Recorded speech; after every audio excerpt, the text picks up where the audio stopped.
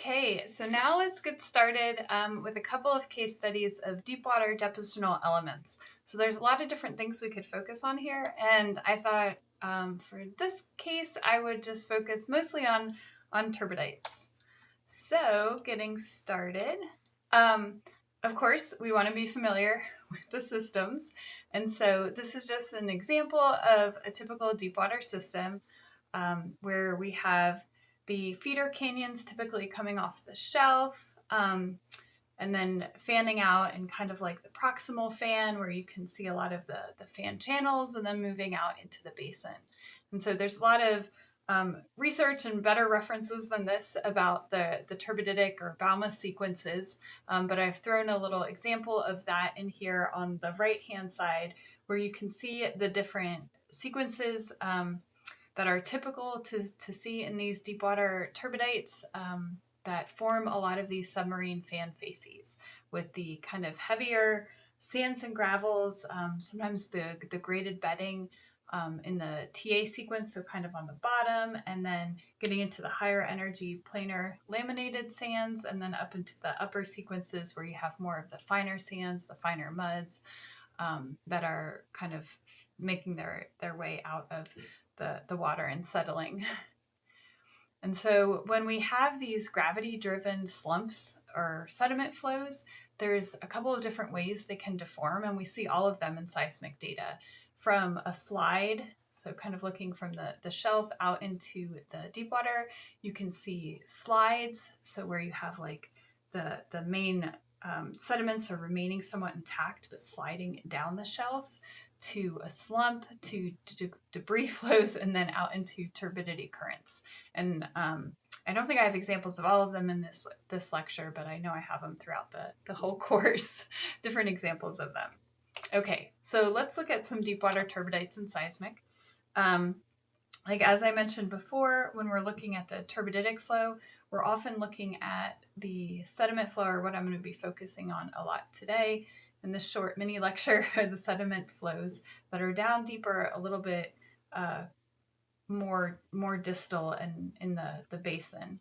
And so this is an example of what we'll be looking at. And of course, if you have gamma ray logs, you can tie your wells and know exactly what sediment sequence you're working in.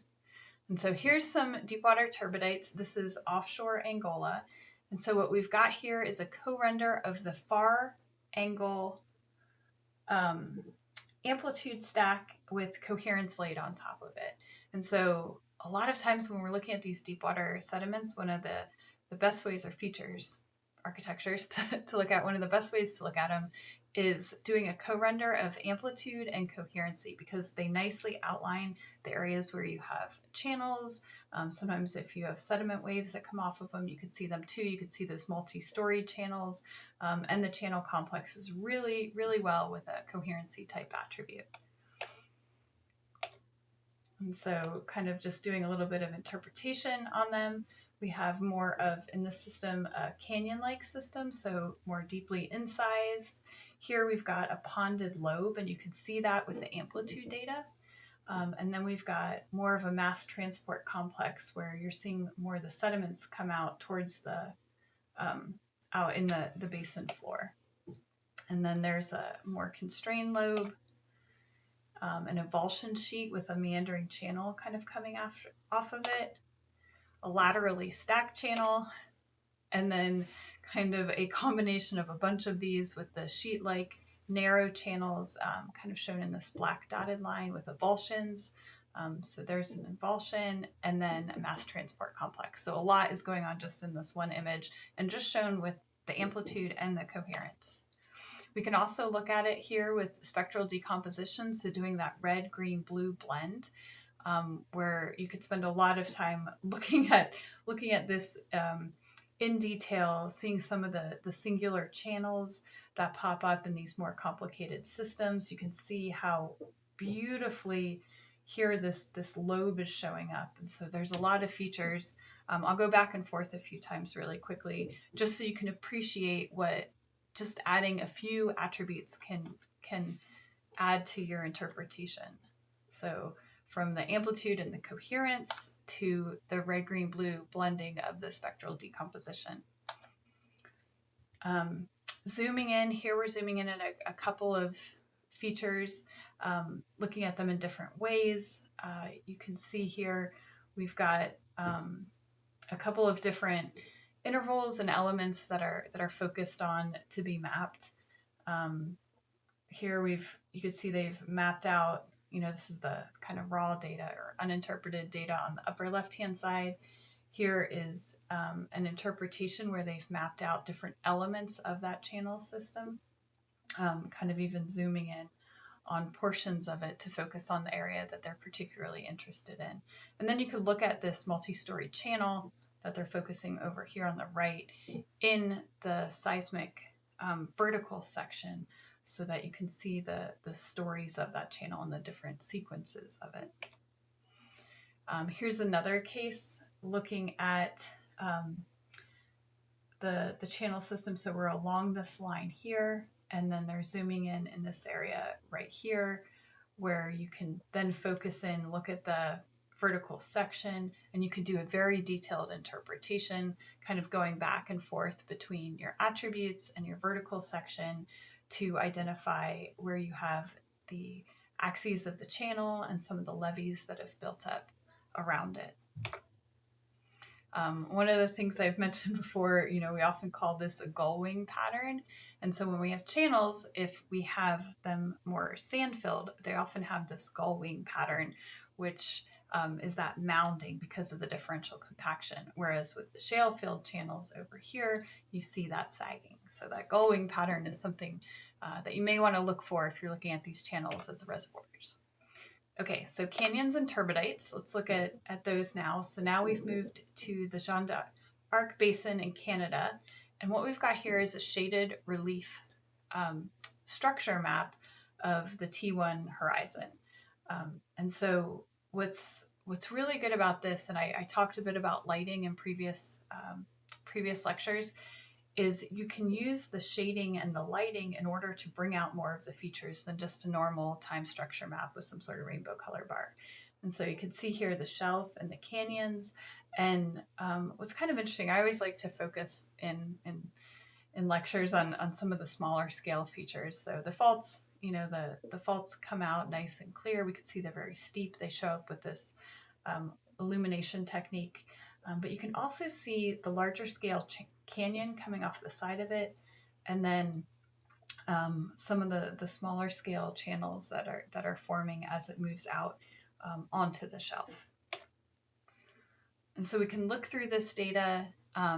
So here we're looking at the Hibernia Canyon, kind of zooming in and looking at coherence along the top of it.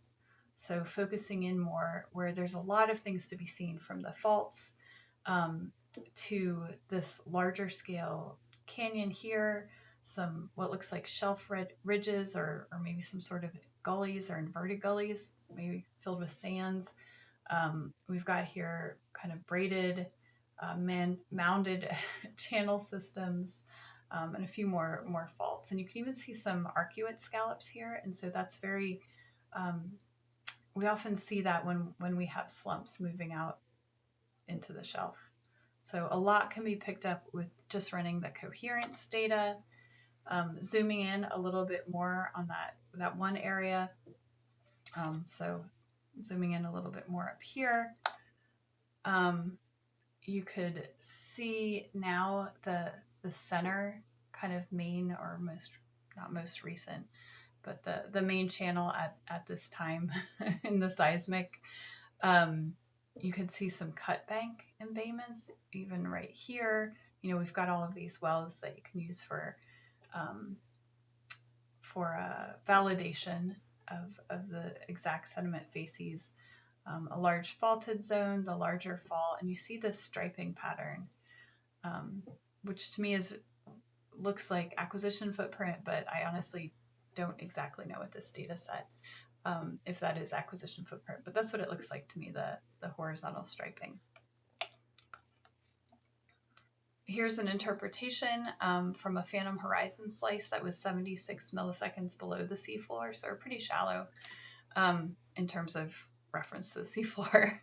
But in this case, they calculated the coherence volume from the survey, and then wanted to look at the different elements of this larger channel system. And so doing a more detailed evaluation than could just be done from this one figure. You can see that they've highlighted the larger channel region of the channel complex that's more dominated by inner levees, and then you've got the slumps on the side of it, to the fill of the most recent channel, which I think we saw in some of the previous images, so that's marked in yellow. But then you also have the underlying channels below that most recent channel system, and you can see how they accreted and moved through time. So a lot of information just from coherence with a detailed analysis. Okay, and so you could measure sweep and swing and understand the system in more detail. A lot of times you may want to understand the tortuosity, and so you can measure the channel length over the straight line length. I've had some students do this for projects to understand the system in more detail. And so overall, this was one of the final figures in their paper, where you can see how they mapped out and made that cartoon map of the system as a whole, showing the different evolution through time, the different phases of the channel. And a lot of this was done with the coherence, the RGB, and then the amplitude data. All right, let's look at another quick example with Deepwater turbidites.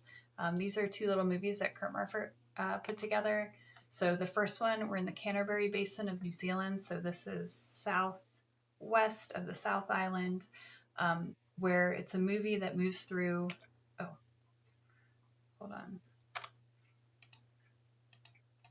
It's a movie, I don't have the movie set up. Anyway, it was a movie that moved through, showing how you could co-render the reflection convergence, azimuth, reflection convergence, magnitude, and coherence. And so in this case, I've talked before about how you can animate through volumes and embed the movies, so that your audience can see everything that you see. And you can do this with multiple attributes.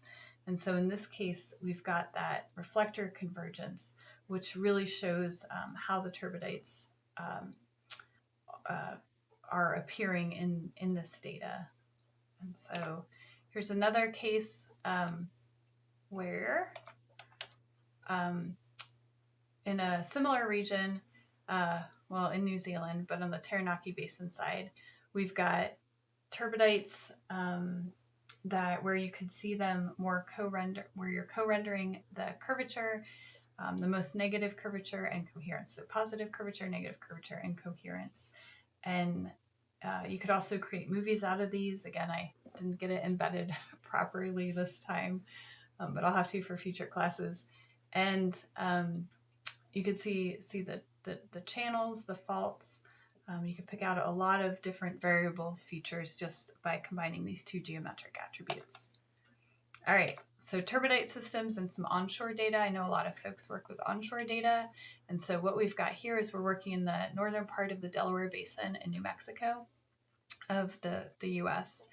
And we've got some vertical seismic lines that are both perpendicular and then parallel to the platform edge. And so we've got a couple of, the Grayberg Formation is the one we're looking around. So it's been mapped out in orange, the top of the Grayberg horizon. And then you can see some slump features in seismic data. So of course we want to look at these in a little bit more detail. We can look at our analogs. So one very popular analog and well-used analog is the Brushy Canyon in the Guadalupe Mountains of Texas, where we can see the edge of the channel system and then some of the sand-filled slump scars in the upper Brushy Canyon slope. And so looking back at the data, now looking at phantom horizons below the Grayberg. So we've taken that Grayberg and we've shifted it down by 0.12 seconds, 0.16 seconds, 0.2, 0.24 seconds. And then using the energy-weighted coherent amplitude gradient, we can actually pick out a few different features in here. So you can see the platform and you can see the slope, but you could also see kind of some evidence of aeolian dunes that kind of ended up giving rise to the Brushy Canyon and Cherry Canyon formations. So you could kind of pick those out in the seismic also. All right, so just with kind of some insights into turbidites and imaging them in your own data. Again, you probably noticed that I used a lot of, and the other authors of these papers used a lot of horizons or straddle slices. They used illumination, so changing around the light source in order to see the stratigraphy. The 3D geometric attributes are really, really valuable. So coherence, curvature, and then also spectral decomposition works really well to highlight the seismic geomorphology. And you could do a lot, again, with thin channels. I didn't show examples here, but you can see them in amplitude attributes. You can also see them well with spectral decomposition. So again, those higher frequencies will show the thin channels a little bit better. And I'll be talking in a later lecture when we get into machine learning with a lot more about the larger scale deep water channel elements. So as always, thanks for listening.